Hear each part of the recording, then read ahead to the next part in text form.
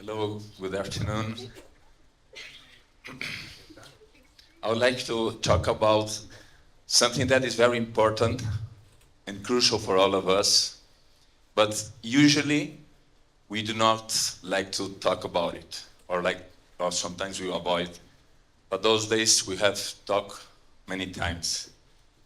Suffering. Suffering is one of the big mysteries of humankind. And if I may ask you to raise your hand, if there is anyone here among us in this room that has never suffered in your life. Never. So that is why it's so important to talk about suffering.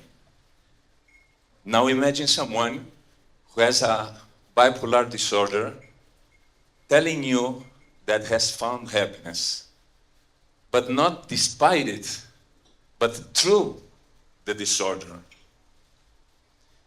My story begins 25 years ago when I had a very strong psychiatric episode that will carry to the grave. Hopefully, it's been already many years since I lived a very good mood stability and a pretty whole being lifestyle, as we used to say and practice in Inspire model. And that's why I also have written this book where I told, thanks God and many other things, how I could manage an outstanding recovery, and I am standing in front of you.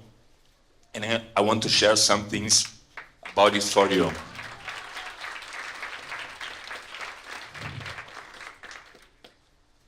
Instead of fighting against it, the grief I live become my path toward joy and happiness. Pain is something we cannot avoid, but the experience of suffering is something we can manage, and is something we can learn to handle with. Now, I want to share with you just 3 key points that really transform my life and can be applied for everyone who is here, who suffers any kind of pain. And I like to do it like if we are writing our own personal diary, okay? So, first of all, a very strong spiritual perspective and help us to embrace our suffering and learn to be more resilient, and also deepen our empathy for those who suffers. Spirituality helped me also not just to accept the disorder, that is not the difficult part, but above all things, to change my lifestyle it demands. And that's the most difficult part. Realizing it was not the centerpiece of my life, and suffering is never the centerpiece of our lives, gently led me to a 180 transformation that could help me to be more compassionate for others.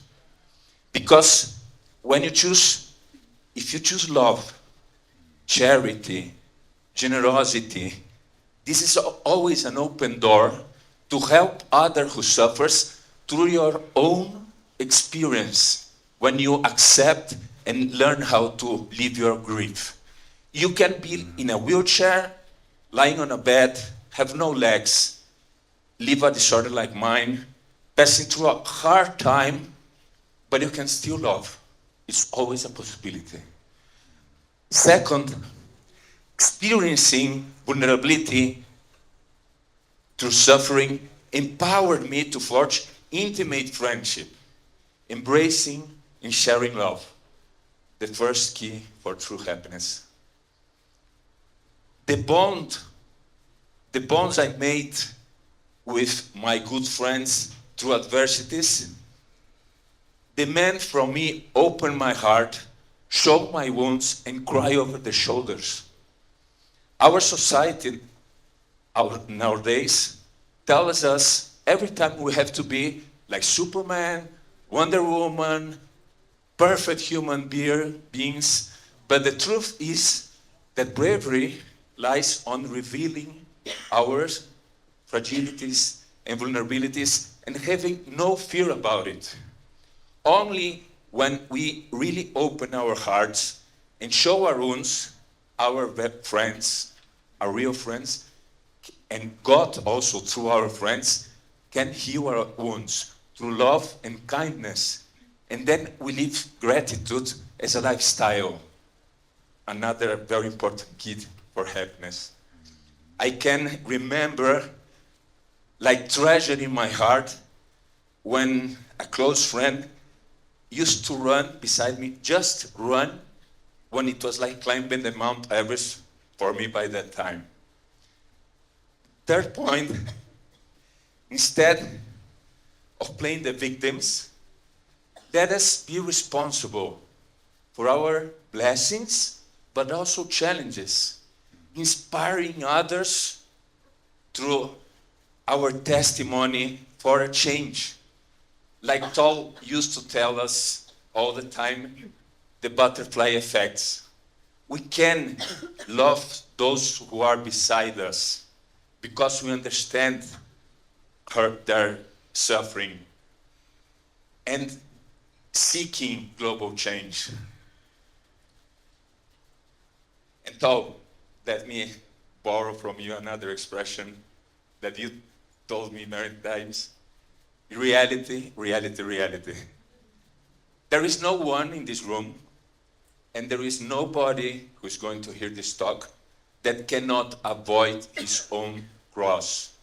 But the attitude we have with our suffering can inspire so many people to transform their own suffering.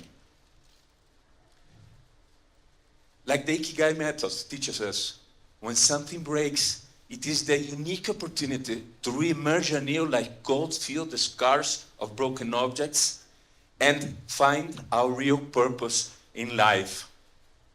I'm stand here because I found my real purpose in life.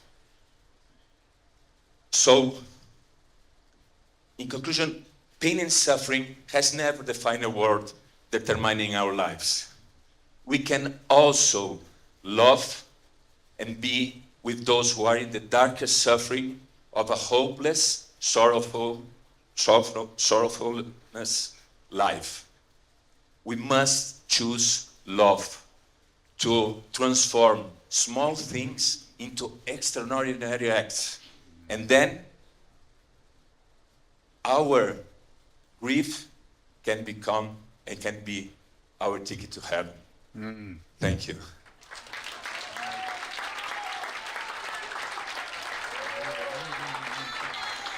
Bravo, Paolo.